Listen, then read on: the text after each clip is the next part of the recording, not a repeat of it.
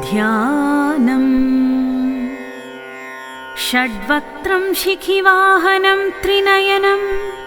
चित्राम्बरालङ्कृतं शक्तिं वज्रमसिं त्रिशूलमभयं खेटं धनुश्चक्रकं पाशं कुक्कुटमङ्कुशं च वरदं हस्तैर्दधानं सदा ध्यायेद्दीप्सित सिद्धितं शिवसुतं स्कन्दं सुराराधितं प्रथमो ज्ञानशक्त्यात्मा द्वितीयस्कन्द एव च अग्निगर्भस्तृतीयस्तु बाहुलेयश्चतुर्थकः गाङ्गेयपञ्चमप्रोक्तः षष्ठः शरवणोद्भवः सप्तमः कार्तिकेयश्च कुमारश्चाष्टमस्तथा नवमः षण्मुखप्रोक्त तारकारी स्मृतो दश एकादशश्च सेनानि गुहो द्वादश एव च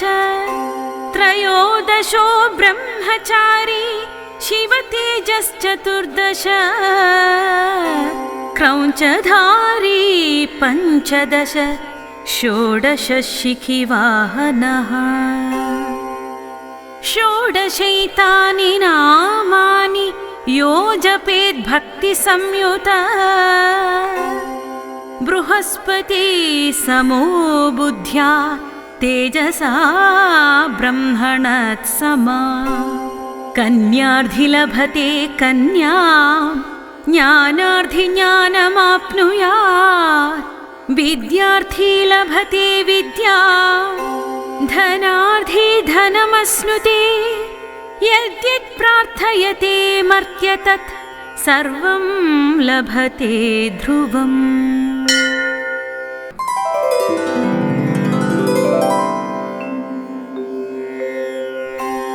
ध्यानम् षड्वक्त्रं शिखिवाहनं त्रिनयनं चित्राम्बरालङ्कृतं शक्तिं वज्रमसिं त्रिशूलमभयं खेटं धनुश्चक्रकं पाशं कुक्कुटमङ्कुशं च वरदं हस्तैर्दधानं सदा ध्यायेद्दीप्सित सिद्धितं शिवसुतं स्कन्दं सुराराधितम् प्रथमो ज्ञानशक्त्यात्मा द्वितीयस्कन्द एव च अग्निगर्भस्तृतीयस्तु बाहुलेयश्चतुर्थकः गाङ्गेयपञ्चमप्रोक्तः षष्ठः शरवणोद्भवः सप्तमः कार्तिकेयश्च कुमारश्चाष्टमस्तथा नवमः षण्मुखप्रोक्त तारकारी स्मृतो दश एकादशश्च सेनानि गुहो द्वादश एव च त्रयोदशो ब्रह्मचारी शिवतेजश्चतुर्दश क्रौञ्चधारी पञ्चदश षोडश शिखिवाहनः षोडशैतानि नामानि यो जपेत् भक्तिसंयुता बृहस्पति समो बुद्ध्या तेजसा ब्रह्मणत्समा कन्यार्धि लभते कन्यां ज्ञानार्धि ज्ञानमाप्नुयात् विद्यार्थी लभते विद्यां धनार्धि धनमश्नुते यद्यत् प्रार्थयते मर्त्य तत् सर्वं लभते ध्रुवम्।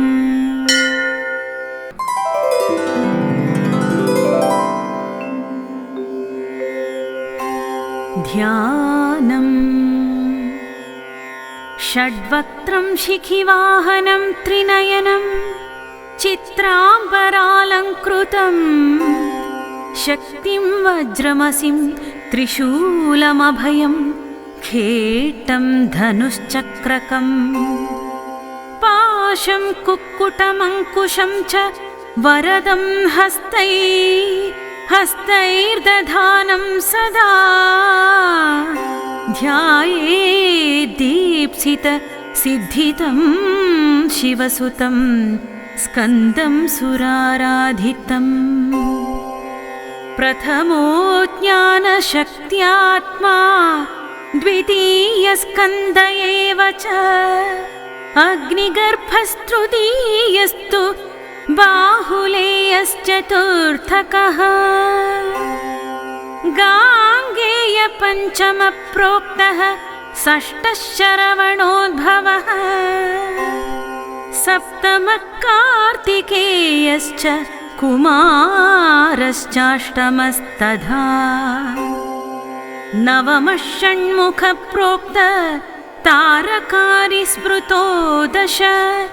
एकादशश्च सेनानि गुहो द्वादश एव च त्रयोदशो ब्रह्मचारी शिवतेजश्चतुर्दश क्रौञ्चधारी पञ्चदश षोडश शिखिवाहनः षोडशैतानि नामानि यो जपेद्भक्तिसंयुता बृहस्पति समो बुद्ध्या तेजसा ब्रह्मणत्समा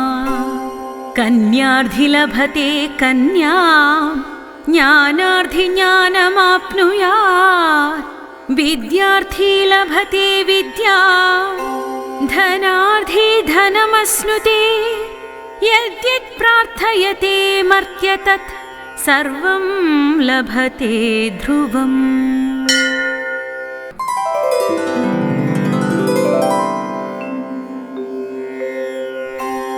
ध्यानम् षड्वक्त्रं शिखिवाहनं त्रिनयनं चित्राम्बरालङ्कृतं शक्तिं वज्रमसिं त्रिशूलमभयं खेटं धनुश्चक्रकम् पाशं कुक्कुटमङ्कुशं च वरदं हस्तैर्दधानं सदा ध्यायेद्दीप्सित सिद्धितं शिवसुतं स्कन्दं सुराराधितम् प्रथमो ज्ञानशक्त्यात्मा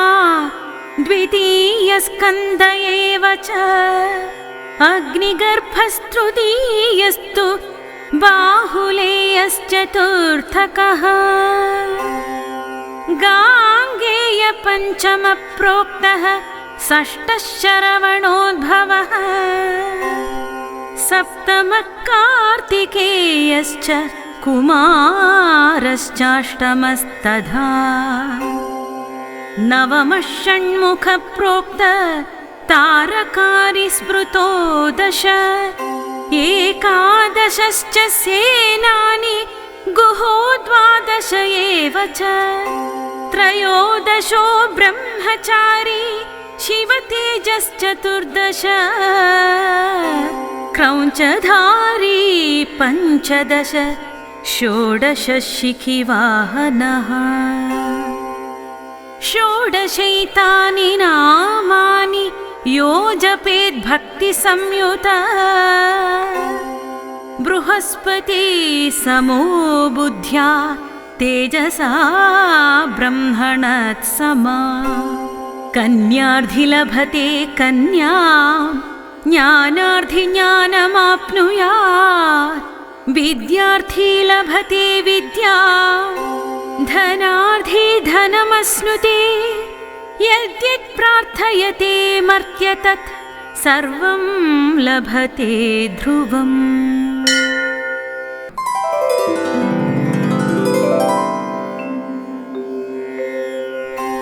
ध्यानम् षड्वक्त्रं शिखिवाहनं त्रिनयनं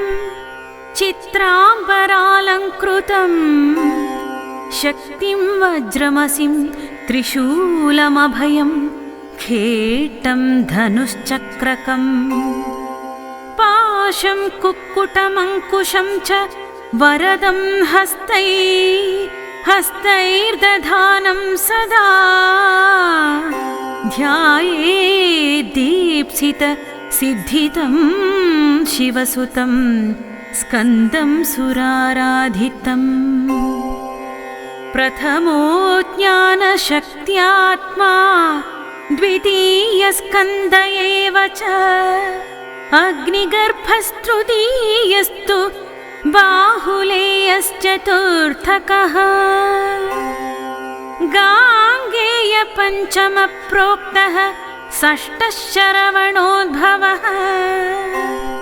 सप्तमः कार्तिकेयश्च कुमारश्चाष्टमस्तथा नवमः षण्मुखप्रोक्त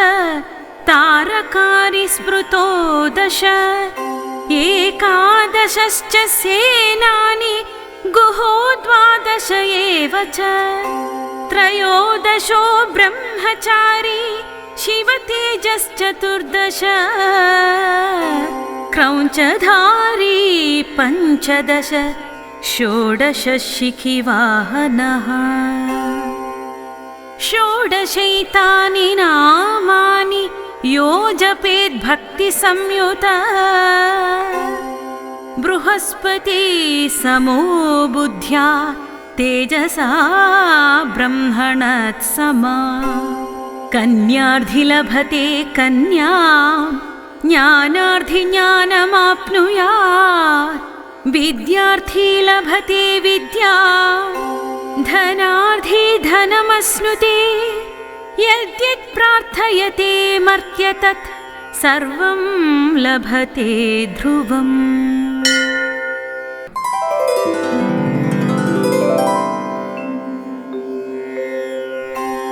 ध्यानम्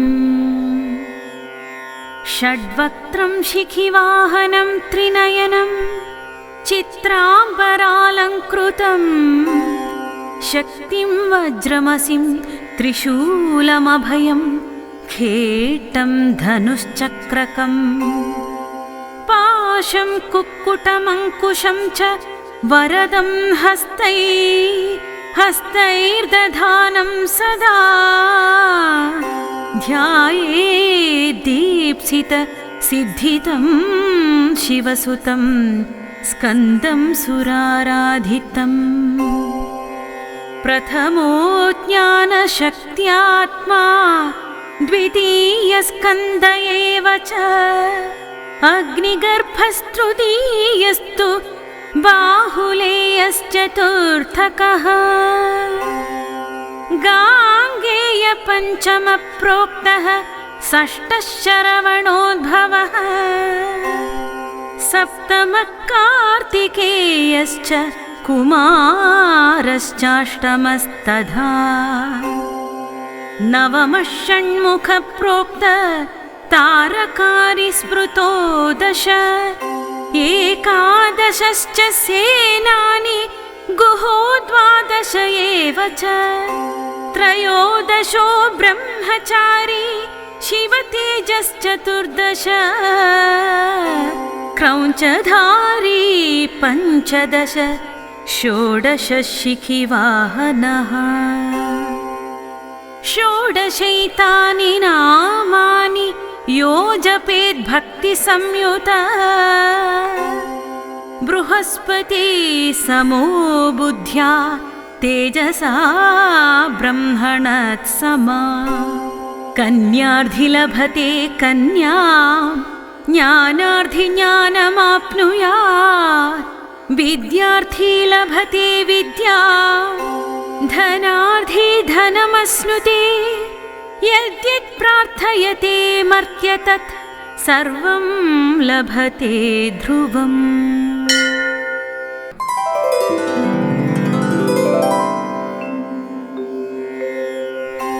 ध्यानम्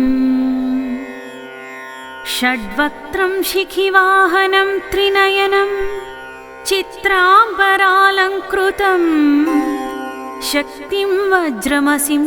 त्रिशूलमभयं खेटं धनुश्चक्रकम्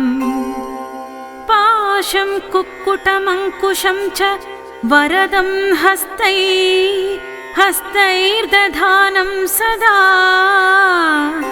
ध्यायेद्दीप्सित सिद्धितं शिवसुतं स्कन्दं सुराराधितम् प्रथमो ज्ञानशक्त्यात्मा द्वितीयस्कन्द एव च अग्निगर्भस्तृतीयस्तु बाहुलेयश्चतुर्थकः गाङ्गेयपञ्चमप्रोक्तः षष्ठः शरवणोद्भवः सप्तमः कार्तिकेयश्च कुमारश्चाष्टमस्तथा नवमः षण्मुखप्रोक्त तारकारी स्मृतो दश एकादशश्च सेनानि गुहो द्वादश एव च त्रयोदशो ब्रह्मचारी शिवतेजश्चतुर्दश क्रौञ्चधारी पञ्चदश षोडश शिखिवाहनः षोडशैतानि नामानि यो जपेत् भक्तिसंयुता बृहस्पति समो बुद्ध्या तेजसा ब्रह्मणत्समा कन्यार्थी लभते कन्यां ज्ञानार्थी ज्ञानमाप्नुयात् विद्यार्थी लभते विद्यां धनार्थी धनमश्नुते यद्यत् प्रार्थयते मर्त्य तत् सर्वं लभते ध्रुवम्।